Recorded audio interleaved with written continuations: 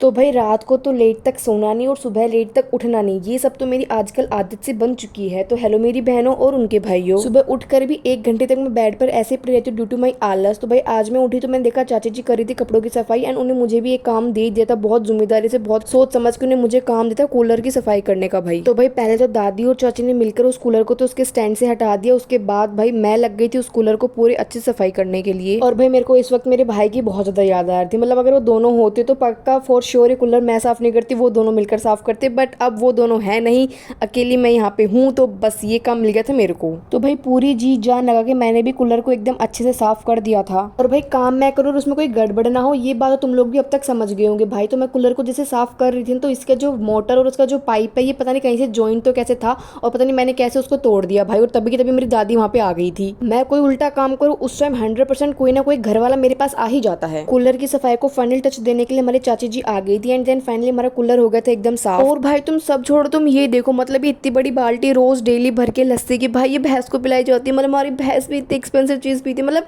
It is expensive भाई, क्योंकि भाई शहर में इसकी बहुत मारा मारी रहती है। और भाई फिर ऊपर से ये भैंस ने भी पूरी नहीं पी, मतलब इसमें जो इसने आधी पी और ये आधी जो एकदम ऐसे कि ऐसे मेरी दादी ने इसको खेत में फेंक दिया भाई साहब। इन सब के बाद में मैं फटाफट से नहा ली एंड तुम लोग ये देखो भाई ये Churu this was made by my दादी। मैं ये बिल्कुल नहीं खाऊंगी। दही तू ले आना, हाँ दूध तो एक मासो तू ले वैसे फिर हाँ थानू बट कट्ठे चूर में मिलेगा। अच्छा अब नहीं खाने वाली मैं। ना बेटा खा ले। नो ये क्या, ये पूरा घी ला देती फिर माता जी मैंने।